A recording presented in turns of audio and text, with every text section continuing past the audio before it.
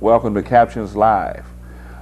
If you're joining us this evening, we're going to be talking with Representative Don Saltsman of the 92nd District, who's here in our studio, as well as the Assistant City Manager for Housing and Inspection Services, Michael McKnight. We're going to be talking about Southtown development, and so if you have a question on Southtown, or for that matter, another matter that you would want to address to either Representative Saltsman or to Michael McKnight, the Assistant City Manager with the City of Peoria, we would like for you to give us a call. That number that you'll want to call is 686-2655.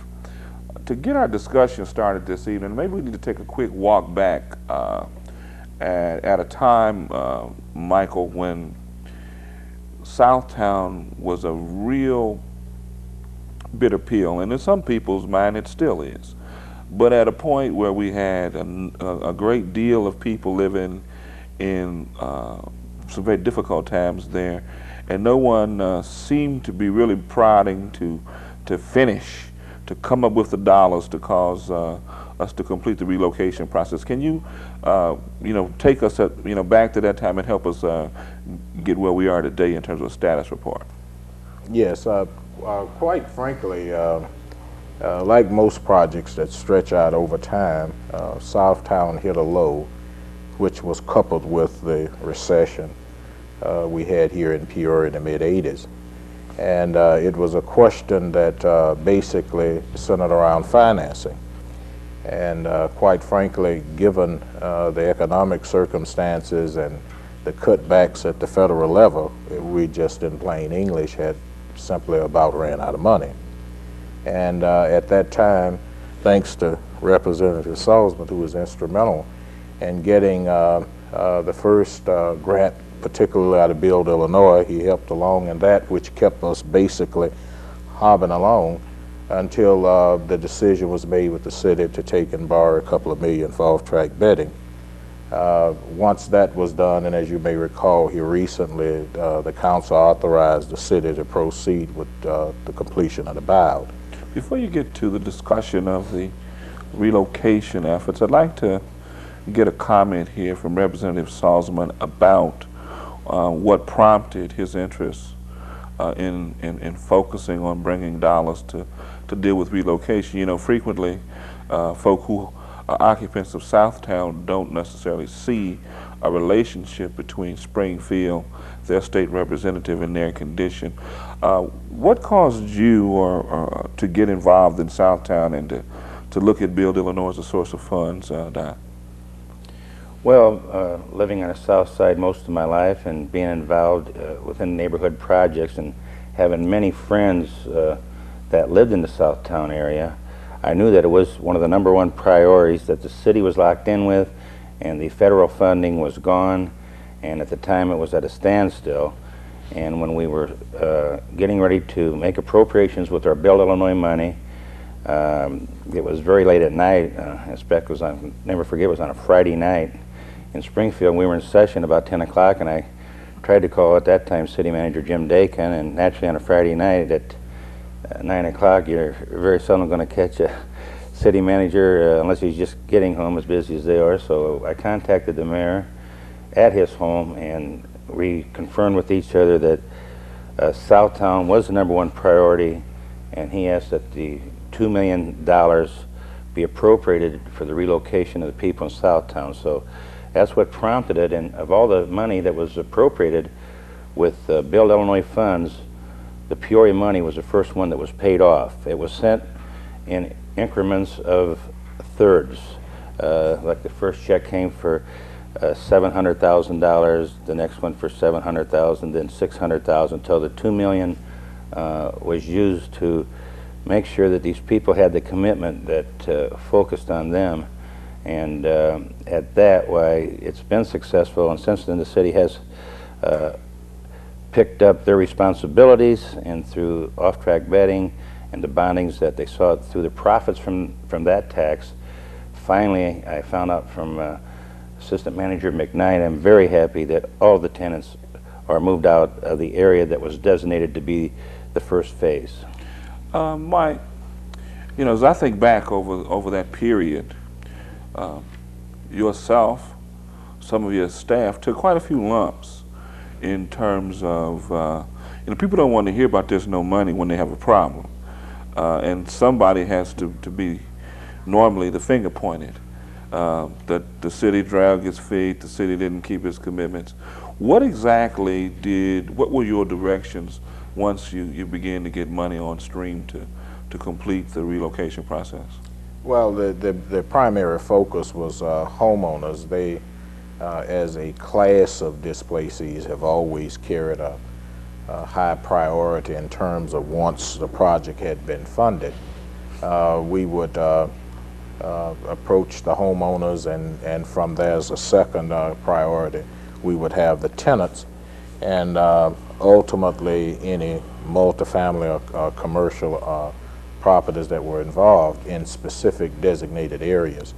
So the concerns really are the people, and you're right, Mike, I kind of got caught in the middle, well, I always have been in the middle of Southtown, with the people concerns and trying to appreciate the city's concerns as it relates to funding and the availability of funds, and things were extremely tight, and citizens were particularly aggravated. So you're right, the amount of verbal abuse I absorbed will never be told, nor ever measured, really. So it was hectic times, but I always felt that their concerns were legitimate, and they had to have someone to holler at, and if they felt more comfortable doing it than me, then so be it. Well, you know, I know tonight you're sitting in for your counterpart in terms of the development side, Quentin Davis, who was scheduled to be on the program tonight and can't make it. So if we get some phone calls, and that number again is 686-2655, and you want to holler at Quentin Davis and he's not here, Michael is here tonight, and we're going to be talking about, as I say, Southtown and other issues. One of the complaints that we used to hear a lot from residents in the area about the Southtown process was that many people didn't want to leave the neighborhood and wanted to be able to rebuild, relocate back in Southtown. And when they see a proposal that's going to put $50,000 to $70,000 houses in Southtown, when they couldn't build back and feel they were forced out of the neighborhood, there are some people who are bitter about that. What's your comments on that? Well, I think certainly you're right. After having tracked it since its inception in '78, I can honestly say that there were classes and groups of homeowners who were dead sincere about returning to that area. Ideally, we had entertained at the very onset the possibility of assembling in one area and developing in another. If you recall, that area was where Union Sanyo is now. And a convergence of a lot of dynamics really took place to make a lot of that impossible, specifically the recession that we got caught in. It was virtually impossible to expect a developer to spec build when we were at this time probably issuing 30 or 40 building permits for the whole city. So to kind of cop it, it was bad timing, to be honest. I do think that the city had serious intentions of having land set aside for people to rebuild. I recall Jim Dakin at one point, I think in '85 or '86, pulled together a tract of land, probably 13 acres, corner of that area available down in Union Sanyo, and tried to line up a list of some 30 or 40 people who had some interest, but it was very difficult to go forward in such dismal economic times. So I am pleased, though, that the project will have a housing component, and that it didn't turn, or it appears it won't turn completely a commercial urban park, to be quite frank about it. There will be a housing component. Some of the things that were slated in the original plan, for example, the school, some of these things will get done within the project, maybe not in the designated areas that they were originally slated for. So to that extent, I am pleased. Economic time is a bad factor for us. Sure. Well, you know, there's some people that believe if we don't see something positive coming out of the Middle East, we could be revisited by some pretty rough times. And financing being critical the way it is, Don, some of our viewers may not totally understand what tax increment financing means to this kind of project or to our city. As you're a candidate, obviously, and you're planning to return to the legislature, tax increment is an issue. It's a political issue with the governor right now. Can you give us a better understanding of tax increment financing and, as our representative, where you will be on that matter? Yes, with our tax increment financing, the money that is generated in these tax increment financing districts with sales tax, approximately 60% of that sales tax will return to the city, which has generated the money within those districts. Right at the present time, East Peoria stands to lose a little over $80,000 because the governor line item vetoed a revenue bill after it got to his desk. And that money is supposed to have been in escrow. And that money is owed to the tax increment financing districts. And with Campus Town just starting up, Southtown, also a tax increment financing district, which hasn't generated yet because of the lack of sales there, but eventually there will be. Our downtown mall is a serious threat. Our city is probably planning on spending about $40 million of city money for public services for the downtown mall. And if I don't get the override on the governor's veto come November, it's going to be a detriment to all these districts throughout the state of Illinois. We cannot continue to underfund this money because we have a commitment.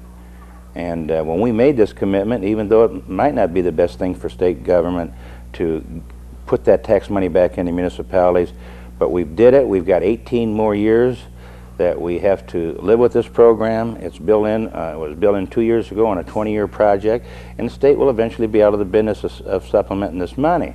But at the present time, we have some municipalities that would definitely have to raise taxes if we don't live up to our commitment. And I've been assured help from local legislators. I contacted other TIF districts where the representatives are, and we are going to try to override this governor's veto because the Tax Increment Financing Committee, a group of people from the private sector, mayors and so on, in the state of Illinois, they have now filed suit in Cook County Court against the governor and the Department of Revenue to get this money back. And if I can get the override in November like I'm planning on doing, and we also get the override in the Senate, well, at that we'll live up to our obligation without having to go to court. But like I said, we're going to have a new governor next year, whoever it may be, and when he comes into office, he's going to have to know in his revenue budget that this is a commitment. And there's no way that without this commitment that a downtown mall could ever exist, and it would really hamper the Campus Town site and any future for the tax increment financing district in Southtown. So even though Peorias aren't generating anything yet, starting next year you'll be seeing a great generation of money coming back to the state, from the state to the city. The city of East Peoria right now is getting around $650,000 back from the state in tax increment financing. A city that size has got that much coming in return, and Peoria gets about $200 back. So it's not the fault of anyone in particular, except that we haven't taken our tax increment financing districts in Peoria and built the businesses and so on that would transfer this retail sales that we need to generate this money. So it's going to be a very serious problem when we go back to the veto session in November. And I'm sure that our, even from Washington, Illinois, they've got a tax increment financing district there. Those people will be calling their representatives and their senators, urging them to support my motion to override the governor. Assuming that the governor's veto is not, the override effort is not successful, is it important then where either of the current gubernatorial candidates stand on the issue of tax increment financing? Should we in Peoria know that as we go to the polls in November? I definitely think that it should be asked when these governor candidates are in these cities, that they be asked if they're going to live up to the commitment that the General Assembly gave to these municipalities. And as you know, in my district, there's 7 tax increment financing districts in just the 92nd district. There's only 123 in the whole state. In Senator Lusk's senatorial district, with Tom Homer having 3 or 4 TIF districts, Senator Lusk's district, which has my district and Representative Homer's, would consist of 10 or 11 TIF districts. Now, there's 59 senators, and he's got 10 districts in his area. We got some senators in the Illinois General Assembly that don't even have a TIF district within their boundaries of their political assignment. So we're going to have to work on them people that don't have TIF districts to come along with us. I'd like to shift gears here a moment. I was away on vacation. I came back in town and was reading about city vehicles being used inappropriately. I've attempted to get some information, and without much clarity, and rather than simply go by what we have read, I'd like to hear from the assistant city manager. Is there some policy that's operative now in terms of how city employees should use city-owned cars? Well, the problem is that there's no clear-cut policy. There are classes of employees who are entitled to different privileges with city-owned vehicles, for example. Some of the police and fire command people, they are virtually 24 hours and for their personal as well as professional use.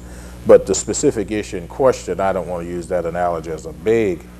In general, most city employees are very much aware that the use of city vehicles is strictly for city business and should not be used overtly to conduct private business. And I say overt in the sense that it's my position, in absence of clear policy, that an employee who lives at point A and working at point B, is it reasonable to expect them to pass up, say for example, a grocery store while he's on his way home in a city vehicle to get home and turn around and come back in his car to go to a store that he passed? Well, that's ridiculous. For those stops en route to and from work, I have very little problem. But I think specifically in the case that that you read about, that was a violation. There's no doubt about it. That's tempered by the fact that when an employee is confronted with "you're wrong," and the recitation is that, well, what about they're all city employees? How is it that it applies to them? Clearly what we need is a clear policy on who's entitled to do what with city vehicles. But more importantly, I think in this particular case, George Francis did not refute nor deny that he felt that it was bad judgment. And based on that, with the evidence that had been presented by me, he was reprimanded. And that was the end of the issue. The flare, however, was of some instance after that, which was totally Greek to me, and it remains Greek to me.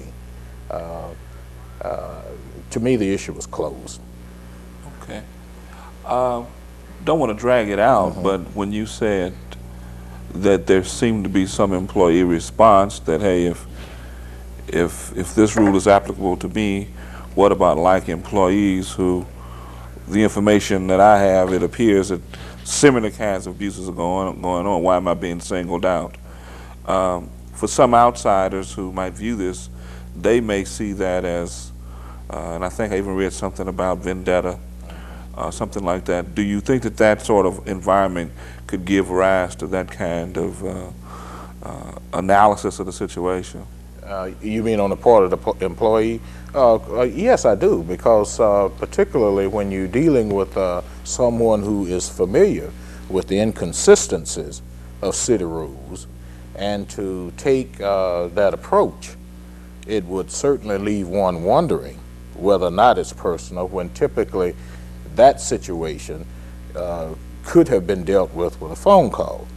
As to what class employee is this, when you know that you have different classes who view the use of city vehicles in different ways.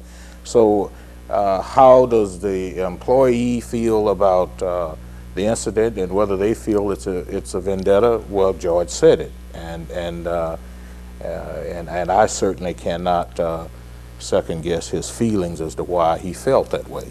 Talk about handling that with a phone call. Let's say not a city councilman, but any citizen that has a concern or observes something that they feel to be inappropriate. Is it more effective to call the news media, a press conference, or should be a city council meeting, or to pick up a phone call and call the appropriate manager? Well, clearly calling the appropriate manager gets you closer to the source of remedy. However, it is my understanding in this particular instance that the original charge was communicated to the acting city manager, and he in turn referred the case to me with the evidence, and I proceeded. I think the question of appropriateness in terms of how you communicate it is skewed with this after notion that it was repeated again. That I have absolutely no knowledge of. As a matter of fact, I have clear evidence that the individual was not even using the car. He was so distraught with the event that went down that he turned it in at the garage on a daily basis and was riding with other employees. So it's a question of the credence you place in the fact that you did it, you were reprimanded, and you did it again. I see. So, okay, I do think that brings some different light on it for some of us who were not informed. I can certainly appreciate that. Riverboat gambling. Representative Saltsman, are you prepared to share with our viewers what you see happening with riverboat gambling and what it could mean or not mean to us in Peoria? Well, riverboat gambling is probably one of our next sources of economic development that will bring money into the city, whether it be Peoria or East Peoria. As we know, there's two cities vying for the license on the Illinois River, and I definitely want to see local ownership, regardless of which side of the river that the riverboat gambling goes on. But the people who are wondering what will happen with the financing and what are priorities, I've talked with members of the Peoria Police Benevolent Association, and I was hoping that the city would take the money and the taxes from riverboat gambling and invest it in a new police station.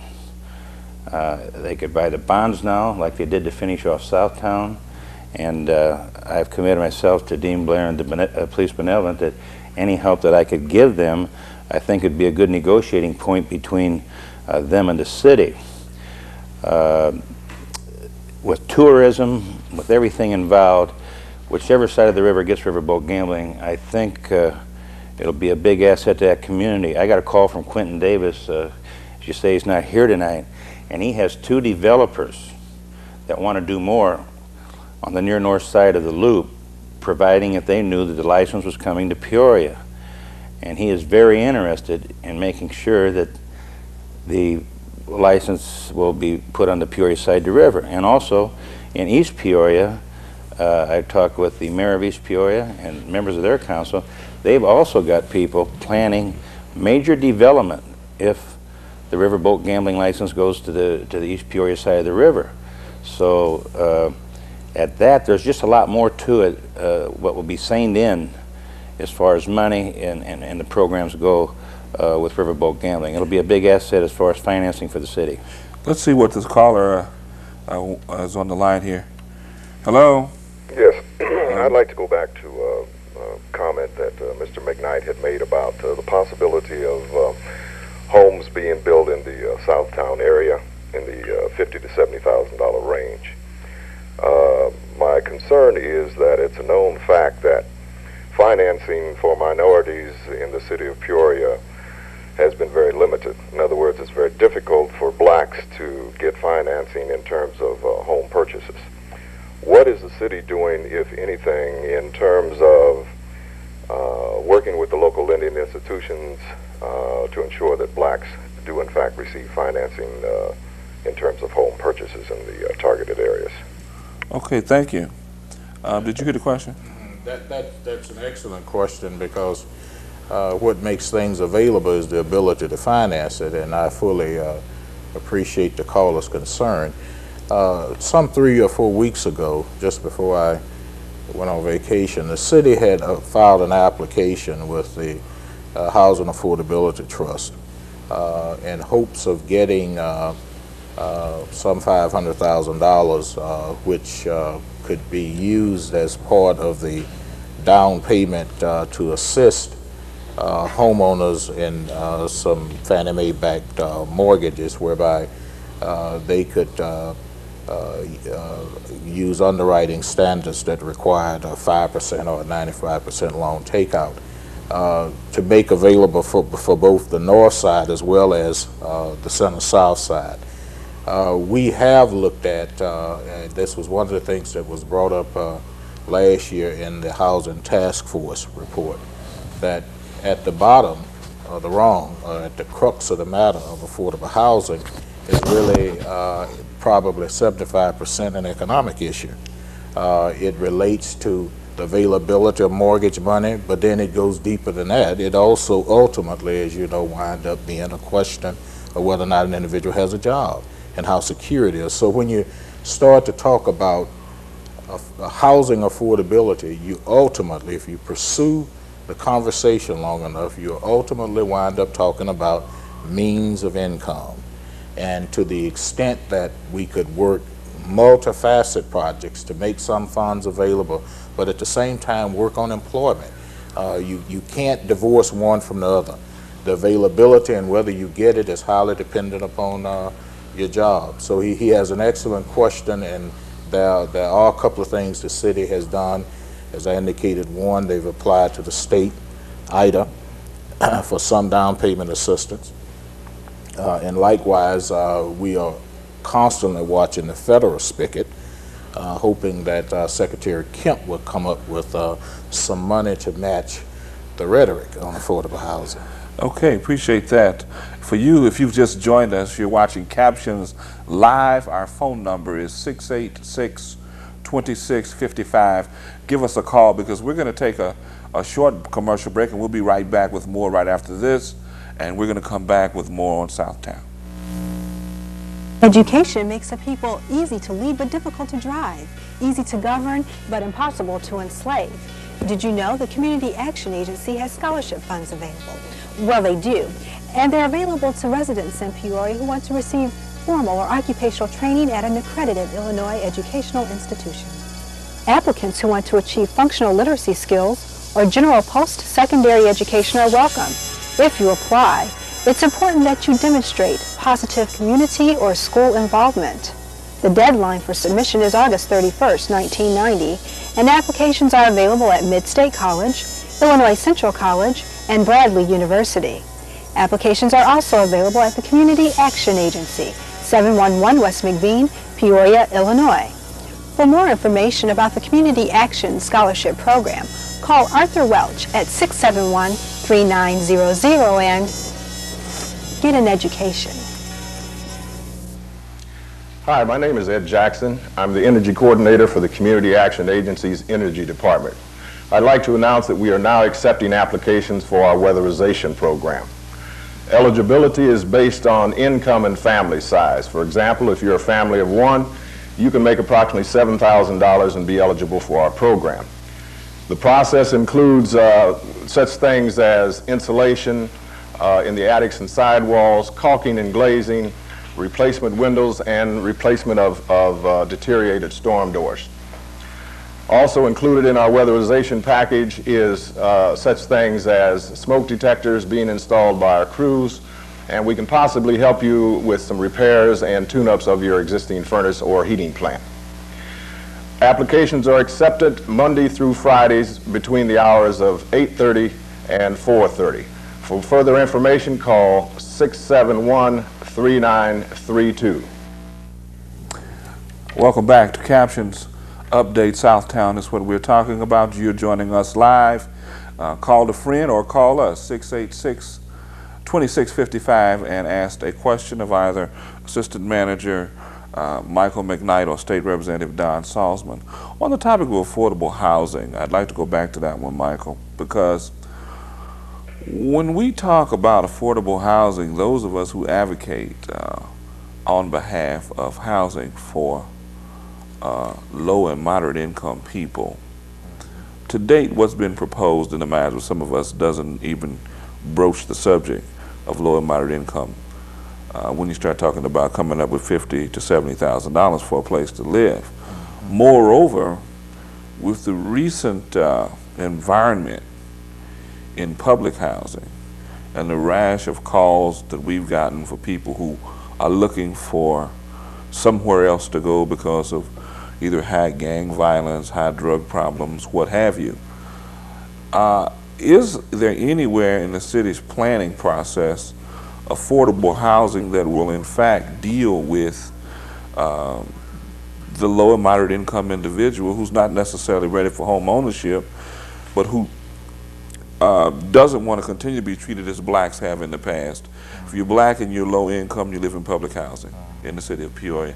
It's somewhat of a racist twist and it's concerned me for years. What's your reaction to that? Well, I think it sort of follows through on my previous comment. You and I have all kind of meetings on the question of housing affordability, and I always use as a gauge how serious the conversation is going relative to when does the economics come into play. And if they never come into play, then it wasn't a serious discussion. Because when you're talking about low and moderate income individuals, the question of getting the house is only part of the problem. More problems are centered around keeping and maintaining the house. You don't just drop an individual into a culture shock, even if you could do it. There are a lot of support and services that I'm totally convinced that you are aware that must accompany that individual into a different environment, a different house, if you could provide it. But secondly, when most people talk about housing affordability, I think there's a significant gap between their benchmark of where affordable housing should kick in and the reality of some of the lower and moderate income areas of the town. For example, one of the things that immediately when I became involved with housing and inspection service was the rapid rate of demolition, because in my mind the resource to provide affordable housing, we were taking them out. And if you take them out, these were pre-inflationary dollars that were used to construct most of these bungalows, which cost probably $16,000 at the time. Even if you went in and invested another $16,000, in real terms, you only have, discounting some of this for inflation, about $25,000 in real money discounted for inflation in that house. That makes it affordable to go in and fix it up, but at the same time, it keeps the cost at an amount that a moderate income individual could really afford to generate. It's a tiered thing. You have to start from where people can afford, but when you drop down to the rental market, which is where the PHA is at, you have a serious problem. For example, as you know, we run the rental rehab program, which turns out probably 25 units. That's another federal program that came out of the Reagan administration, whereby you provide rental housing, notwithstanding a lot of the nice concepts of neighborhoods and whatever. In other words, you're down in the bottom, you're in the pit. And the government was saying these people got to have somewhere decent to stay. So you get in, you do a surgical procedure in terms of bringing a house up to standard and get it in shape, but you know, without the support, within 3 years, it's going to slip back. That whole rung at the bottom needs a substantial economic support package in order to keep it afloat. Otherwise, you keep going round and round and round and never coming up high enough to catch, to get out. Let's see if we got a caller here on the line. Hello? Hello? Are you there? You have a question or a comment? Yes, I have a question. I'd like to know just how soon is Southtown going to be rebuilt? When will they start rebuilding Southtown? Good question. That's drifting a little away from my up to the minute awareness, but I think even in the media you notice that it's starting to catch. You have a mayor host who is going to put some sort of a hotel in, whether it's Days Inn or Travel Lodge. The housing project that was announced, I think, last week by Culloden Association is a good start.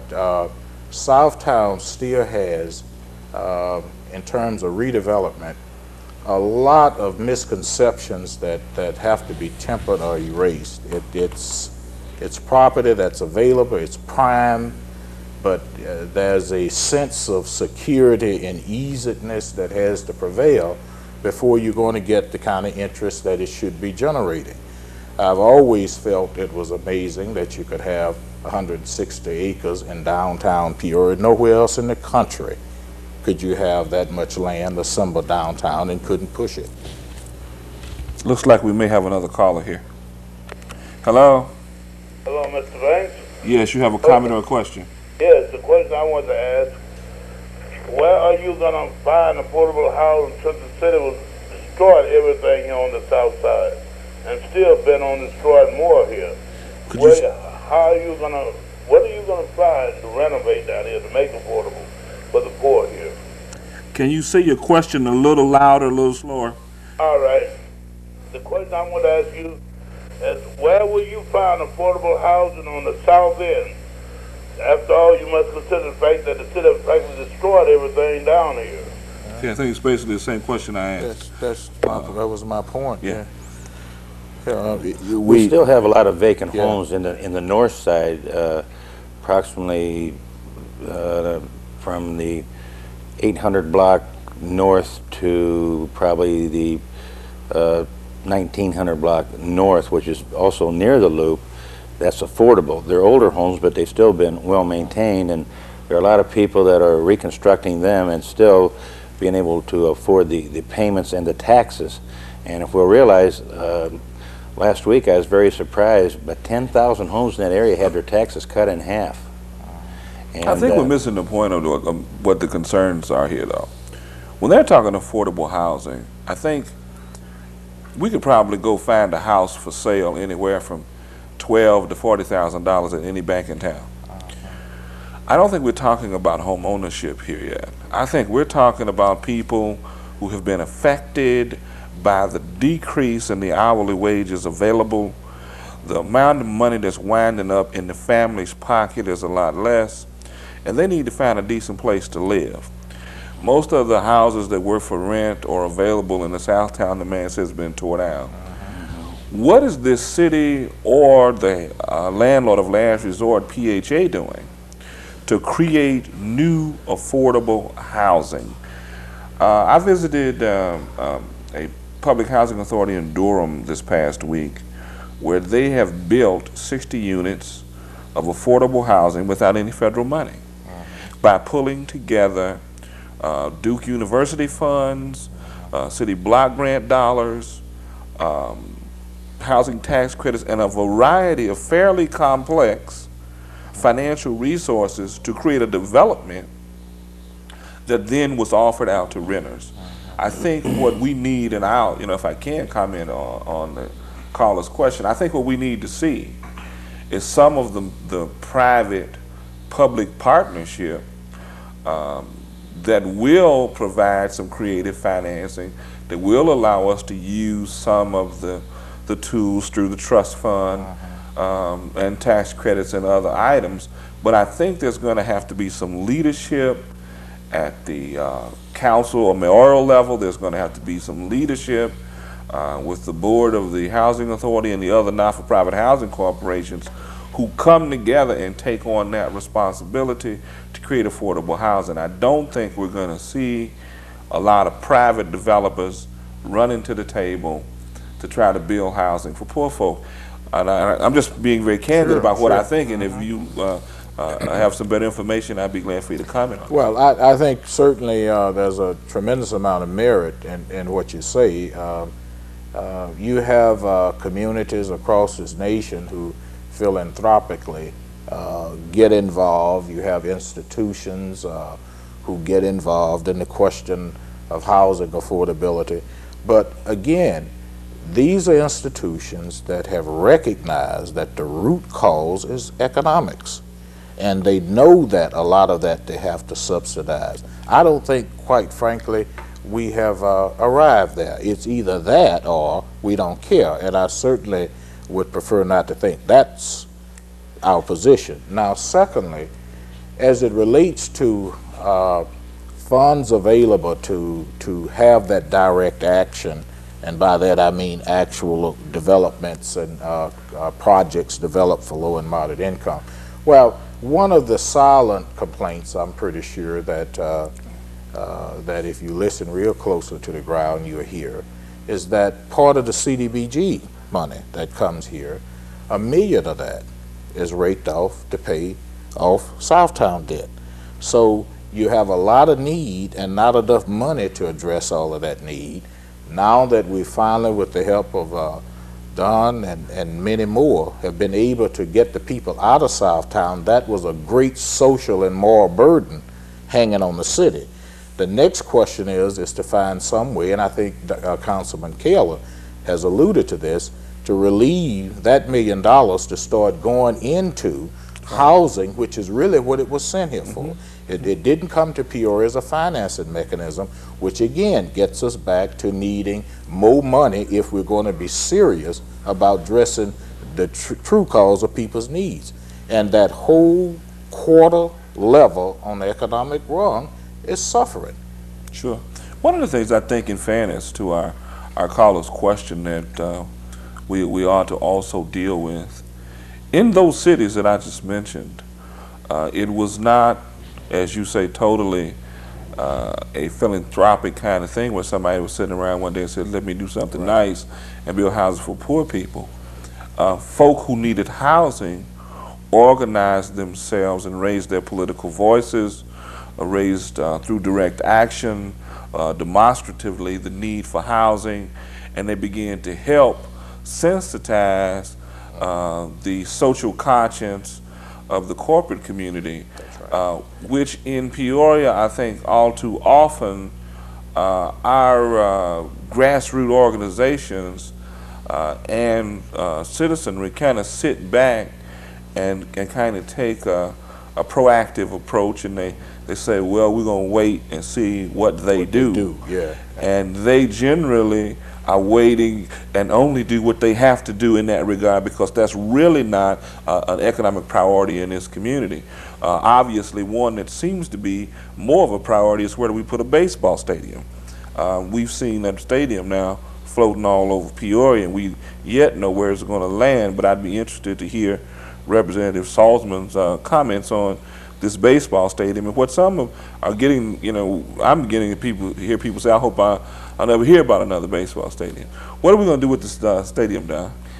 Well, the state will do our part as far as funding it, but it lies in the hands of the Civic Center Authority now of where they would select to do as a location.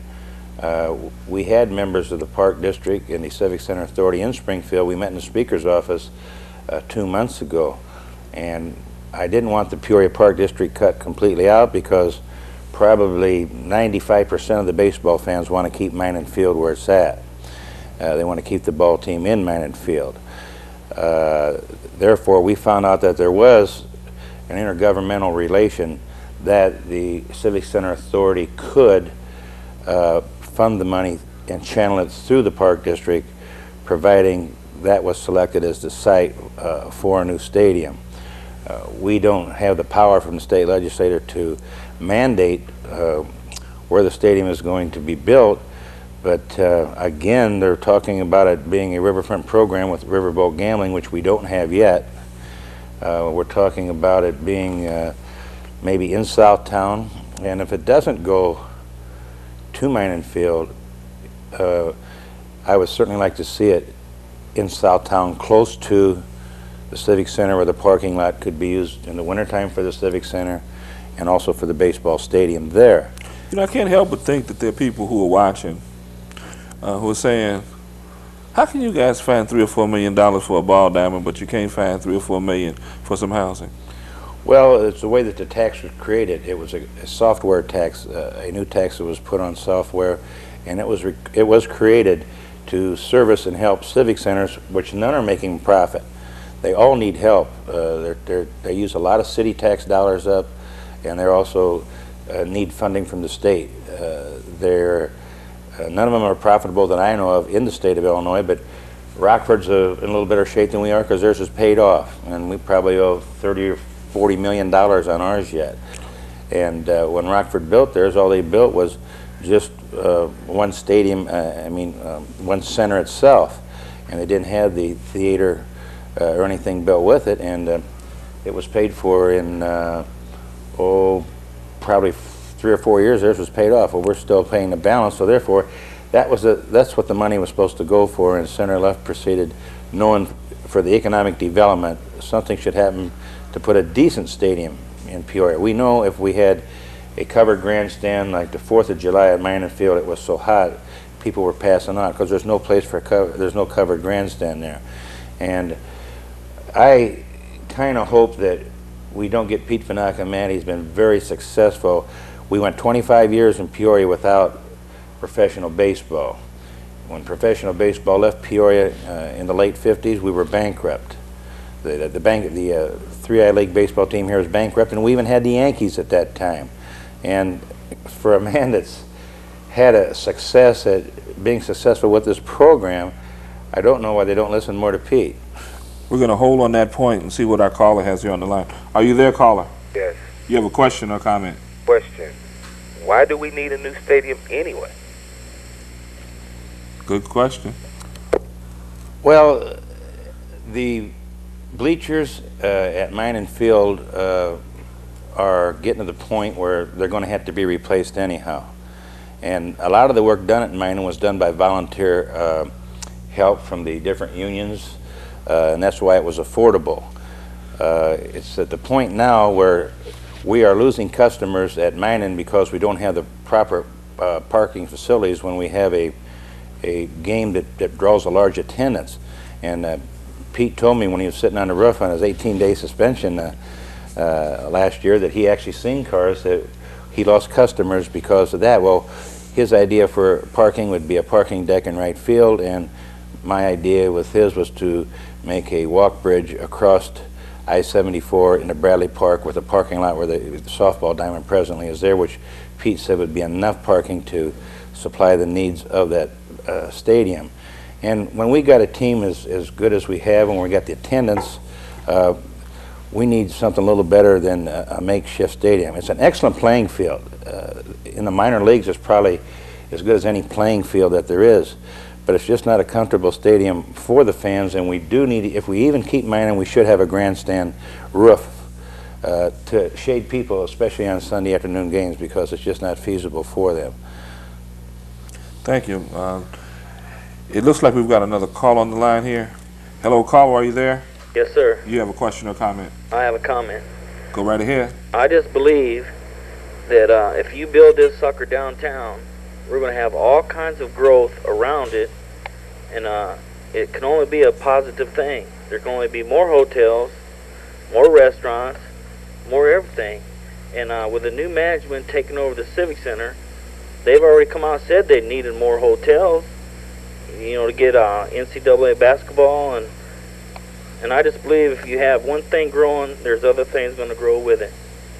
Okay, appreciate your comment. I think that is probably the position that belies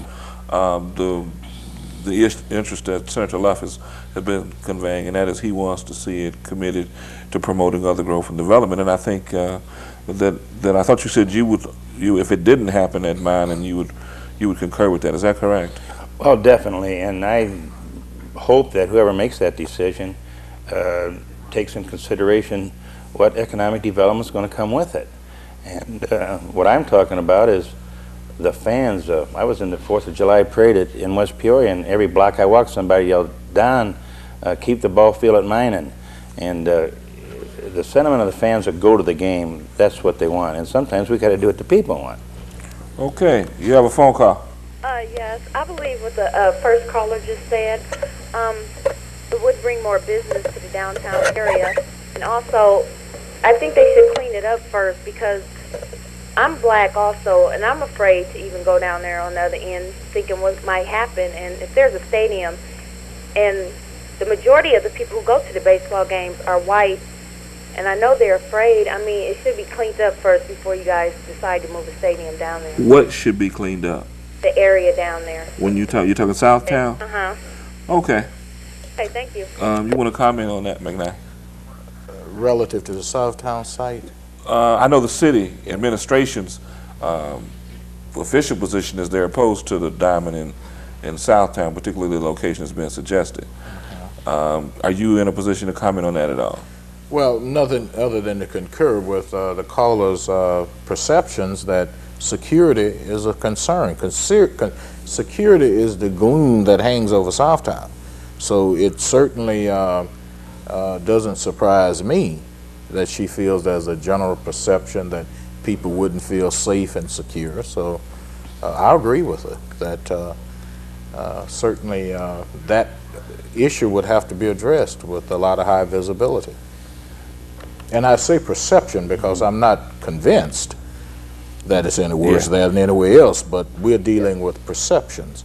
Go ahead, caller. Yes, my question is to Mr. Saltsman. He stated a while ago that he can't find the money for affordable housing or low-income housing, but yet they seem to want to come down here and to tear down the Taft home and for a ball field. I mean, just take these people's home. I mean, I'd like to know how would he address that. Okay, thank you.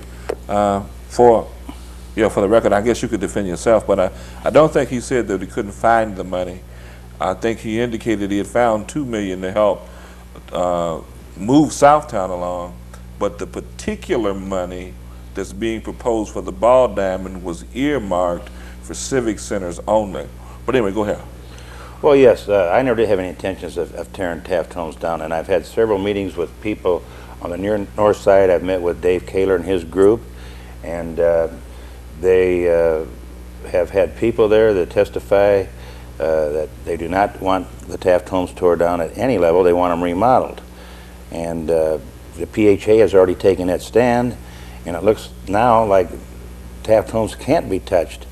And the people who are advocating the site by the Murray Baker Bridge are planning, I think, only on using the city-owned property without touching Taft homes. I think Taft homes is a dead issue as far as messing with tearing any part down or moving anyone out of there. And the people of the near north side that don't live in the Taft homes wants it to remain. So I think that it's a good location for a ballpark, but I think the crime rate there is higher than Southtown. Well, this scares your fans in attendance, and I've had people tell me, not as much about Southtown, but if it would go, and the near north side there, that they would never buy their season tickets again. Okay, so in both cases, we've heard people talk about if the ball diamond is in Southtown or if it's near Taft homes. Basically what we're hearing is if it's in a black neighborhood, and we hear about all the shooting and the drugs and the violence, many and predominantly whites who go to those games are not going to go there. I'm not so sure that fear is real. I mean, it may be in reality how people perceive things, but the Civic Center is across the street from Southtown, and I can't think of any problems its proximity has created in terms of some of the activity to go on there. And I guess, something I'm going to say is probably going to be received somewhat unpopular, but true, we do talk about high crime, high drug use in public housing, and I don't understand why everybody, when you start talking about tearing them down, people want to get offended about that. People want to placate and say, well, we think this is a great place for people to raise their kids. No, don't do anything with it. I think some of us need to step back from our emotions and ask ourselves, the way public housing is designed in Peoria, and blacks, low-income blacks are crammed in it, is that the best place for people to raise their kids, go to school, and get out of poverty and get into mainstream America? I personally don't believe that's the case.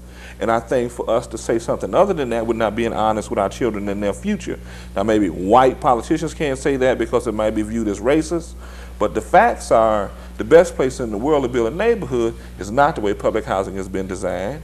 And why we don't want to talk about building something new, building something different, creating a different opportunity for our children and our kids that has neighborhoods, that have schools, that has stores, that has medical support, and all of the things that most of us tend to want in neighborhoods. I don't know why it's wrong to talk about that. I don't know why that subject shouldn't be brought on the table. I don't know why we ought not honestly say, we've seen the shooting, we know the drug problems, and we know that what works better is a different mix, a different arrangement, and just because other people haven't seen them, that we're unwilling to talk about it in Peoria. Some people won't like me saying that, but I feel compelled to talk about the truth and what's really best for our people. I know what goes on in public housing. I work across the street from one. And that's not to say that everybody that lives there is something wrong with them, but it's designed, it was not designed as permanent housing. It was designed as a place to stay till you can get yourself together and get into mainstream America. And somehow, somebody has decided it's the permanent place for poor black folk. It's happening in Peoria, it's happening in Chicago, it's happening around the nation. I think it's wrong, and I think for us to sit on our hands and not deal with that honestly, it's unfortunate. And for viewers who, have some problems with what I've said, I would certainly welcome an opportunity to chat with them. I see we're running out of time, so we can't do it in this particular show, but I would invite an opportunity to talk with them further about it.